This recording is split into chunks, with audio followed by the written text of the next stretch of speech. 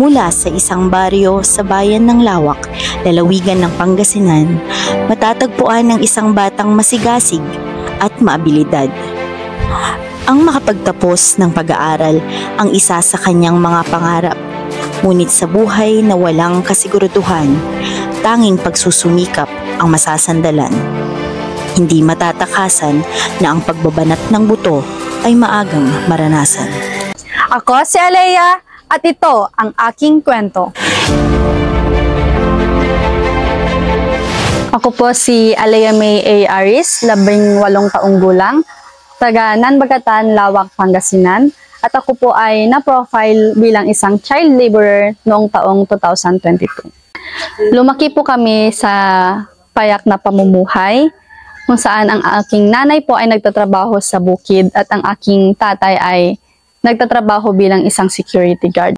Siya ni Nanay Lilia Aris, nanay ni Alea May, ana profile year 2022. Itirigat tibiyag kailangan na nga tumulong nga ang trabaho gapo itirigat tahanmat matustusan amin nilakay ko tisahod na kanyada nga ag-eskwela. Tuwing araw po ng Sabado at Linggo, maaga po kaming gumigising ni Mama para po pumunta sa bukid.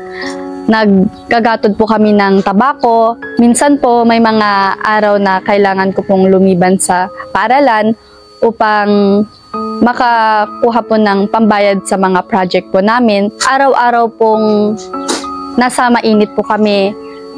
Matapang po yung amoy ng tabako. Araw-araw gigising ng umaga, gabi-gabi masakit ang likod. At dahil sa programa ng DOLE na ang layunin ay mahinto ang child labor, isa ang ina ni Alea sa mga napili na mabigyan ng pangkabuhayan noong taong 2023. Si Ginang Lilia A. Aris ay nakatanggap ng Sari-Sari Store Project. Mula noong ibinigay ng DOLE ang Sari-Sari Store sa amin, mas naging magaan ang aming pamumuhay. Yun din po ang napagkukuhanan namin ng income dahil po doon ay hindi ko na po kailangang pumunta sa bukid o sumama kay Mama. Nagpo-focus na lang po ako sa aking pag-aaral.